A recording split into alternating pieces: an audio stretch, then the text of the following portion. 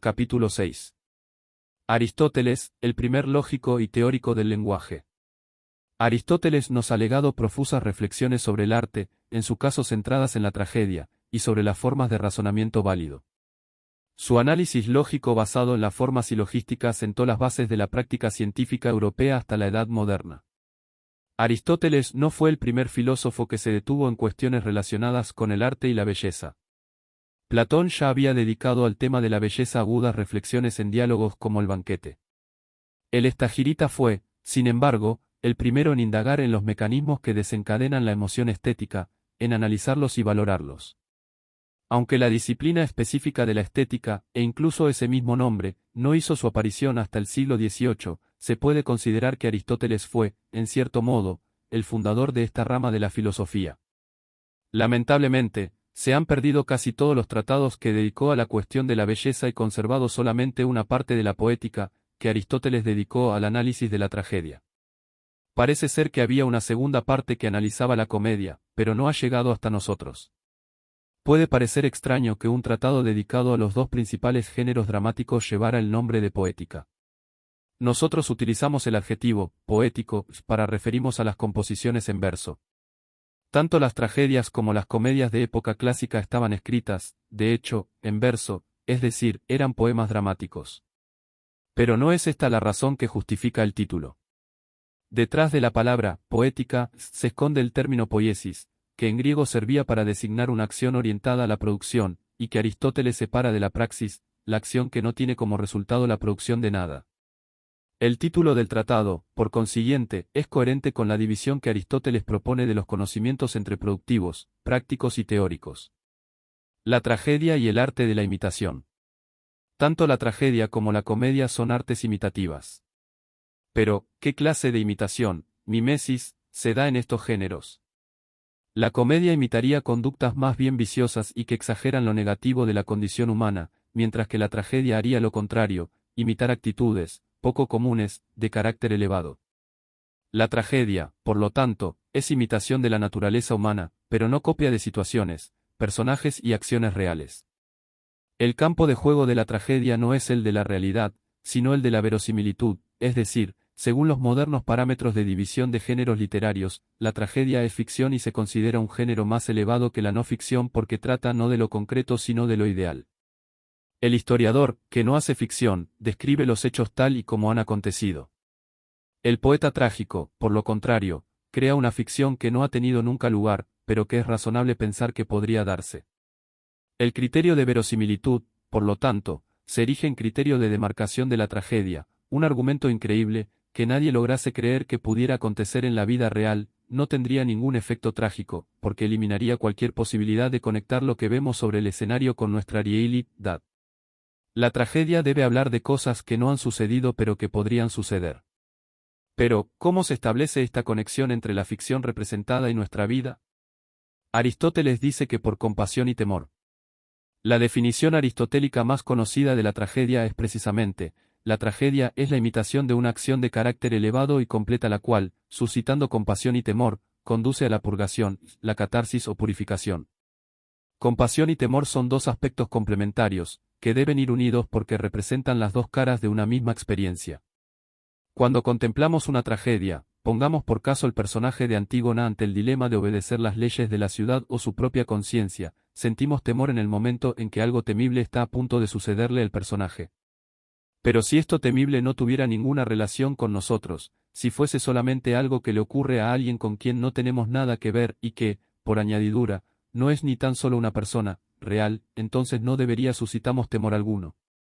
Notamos que algo es temible, lo tememos y nos lo tememos, en la medida en que somos capaces de establecer una relación de empatía, de compasión por el otro. Es decir, en la medida en que somos capaces de imaginar que lo que le sucede al otro puede también sucedemos a nosotros. Por este motivo no existe temor de lo ajeno sin compasión por lo ajeno. Compasión significa, literalmente, sentir con, y esta compasión inspira directamente el sentimiento de temor. Pero el binomio compasión-temor no acaba con la simple experiencia del dolor ajeno, sino que tiene un momento posterior de resolución en la catarsis. El hecho de haber experimentado, por así decirlo, un dolor que no era real pero que hemos vivido por unos momentos como tal, nos proporciona una especie de placer, de alivio, de superación y expiación de estas sensaciones negativas por el hecho de haberlas experimentado y de constatar que no eran reales. La tragedia, como el cine, tiene la virtud de permitirnos experimentar hechos y situaciones sin ser protagonistas de los mismos. La realidad que acontece sobre el escenario o en la pantalla se sitúa, por medio de la compasión, de la aidan-tificación, en un terreno híbrido que no es completamente ajeno ni completamente propio. La tragedia es considerada un género superior al género épico, es decir, a los poemas homéricos, porque su progresión va de la felicidad a la infelicidad. En la tragedia no hay final feliz, y esto es fundamental para que la catarsis tenga lugar. Es decir, la resolución catártica debe tener lugar en nosotros, fuera de la acción, pero ésta debe plantear con toda crudeza el problema existencial que nos genera temor. Y no solamente eso. Como ya se ha dicho, según la definición aristotélica, la tragedia plantea la imitación de una acción de carácter elevado. En efecto, Antígona, Edipo o cualquier otro personaje trágico destacan por su virtud, una virtud que se puede considerar sin problema superior a la nuestra. Y aún así, esa virtud no los exime de verse abocados al infortunio más severo. Es fundamental que exista esta tensión entre virtud e infortunio para provocar con éxito la sensación de temor compasivo. Ante la desgracia del héroe trágico, el espectador solamente puede pensar que, si personajes tan virtuosos sufren perjuicios tan grandes, que no puede sucederle a él. Esta reacción no tendría lugar si la acción diera pie a pensar que, de algún modo, el protagonista ha merecido los males que padece. Por este motivo, sobre cualquier tragedia planea siempre la sombra del destino, que rige de forma inexorable la vida de los personajes sin que ninguna de sus acciones pueda modificarlo en lo más mínimo. El nacimiento de la lógica.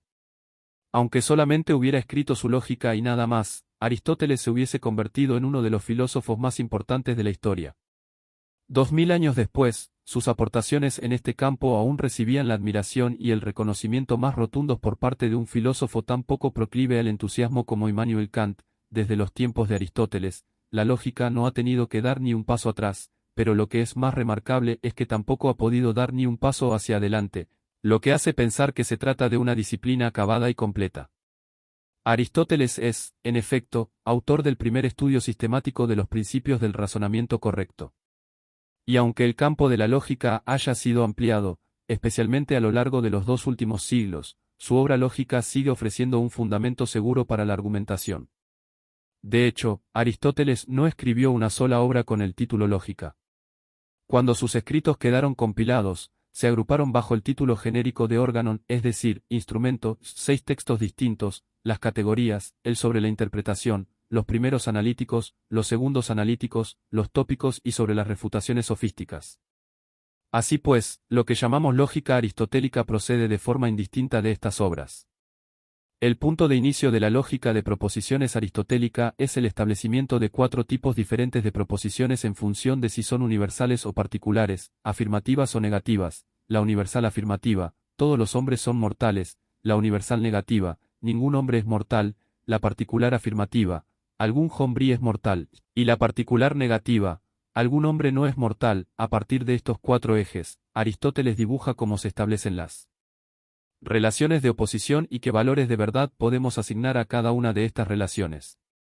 Las relaciones de oposición se acostumbran a representar esquemáticamente de la forma siguiente: la letra A corresponde a la proposición universal afirmativa, la E a la universal negativa, la primera a la particular afirmativa y la O a la particular negativa. Aristóteles nos hace observar que, cuando establecemos relaciones de oposición entre estos 4 tipos de proposición, surgen o bien afirmaciones contrarias o bien afirmaciones contradictorias, que no es exactamente lo mismo. Pongamos por caso que oponemos a todos los hombres son mortales, a ningún hombre es mortal. Estas 2 afirmaciones son incompatibles, claro está. No pueden ser verdad las 2 simultáneamente. Si A es verdadera, E es falsa, y al revés. Pero, en cambio, sí que pueden ser falsas las 2, todos los hombres son blancos, /diagonal, ningún hombre es blanco. Siempre que nos encontremos ante 2 afirmaciones de este tipo, las llamaremos contrarias. No sucede lo mismo si oponemos la particular afirmativa y algún hombre es mortal a la particular negativa o algún hombre no es mortal, porque, aunque no sea el caso, es pensable la posibilidad de que unos hombres sean mortales y otros no, y, por lo tanto, sean las 2 verdaderas. Lo que no es posible en esta relación es que ambas proposiciones sean falsas. La relación que se establece entre estas dos proposiciones es de subcontrariedad.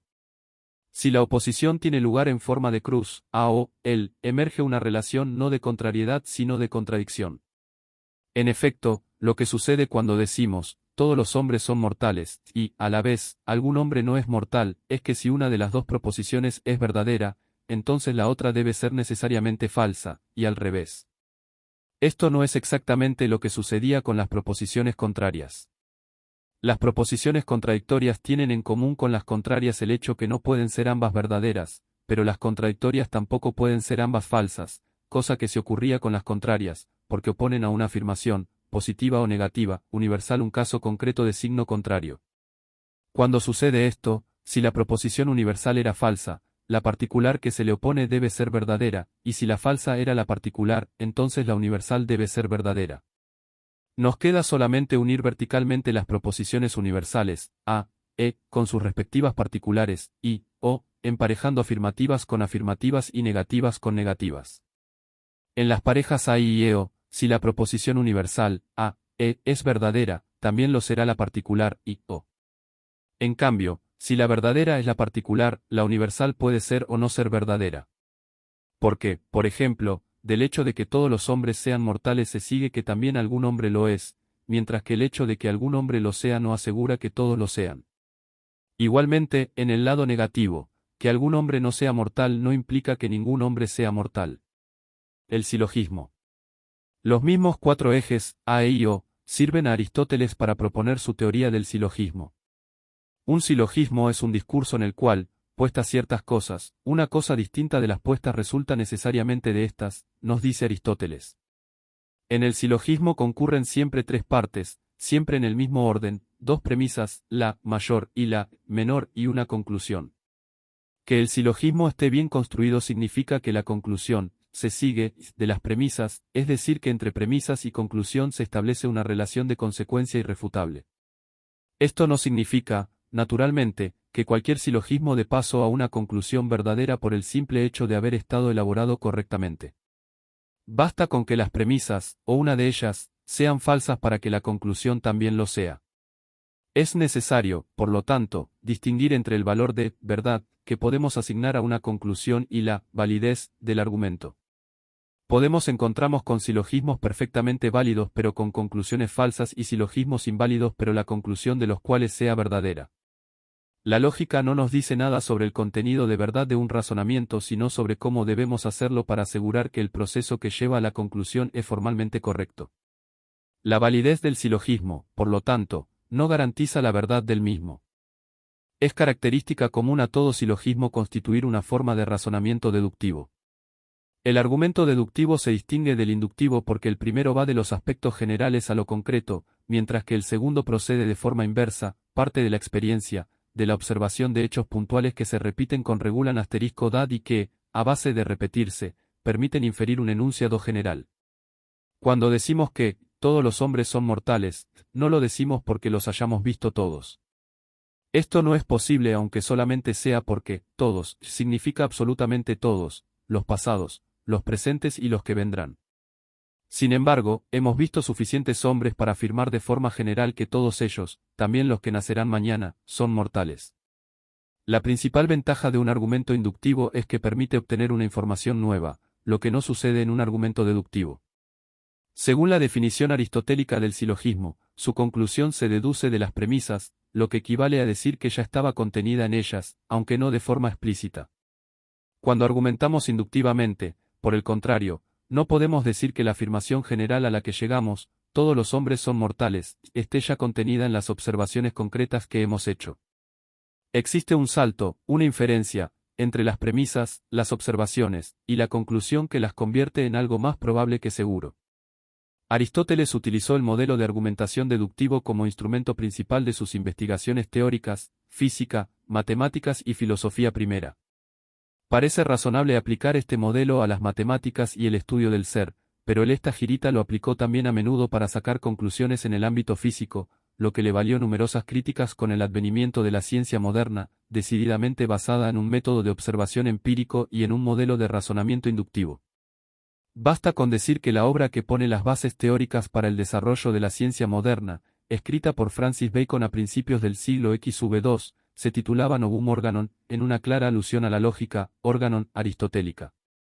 Con sus límites y sus aciertos, la lógica aristotélica se convirtió para los siglos venideros en un auténtico instrumento de investigación filosófica, que, debidamente utilizado, continúa constituyendo una base firme para la corrección de nuestros razonamientos. Esta sola aportación ya habría convertido a Aristóteles en un punto de inflexión y referencia definitivo. Sin embargo, como hemos podido ver, la amplitud y profundidad de la mirada aristotélica se extiende sobre todos los rincones de la realidad y en todos ellos arroja la luz de la filosofía, no siempre en forma de respuestas concluyentes pero sí de preguntas pertinentes, una luz que llega hasta nuestros días y continúa alimentando nuestra sed de saber.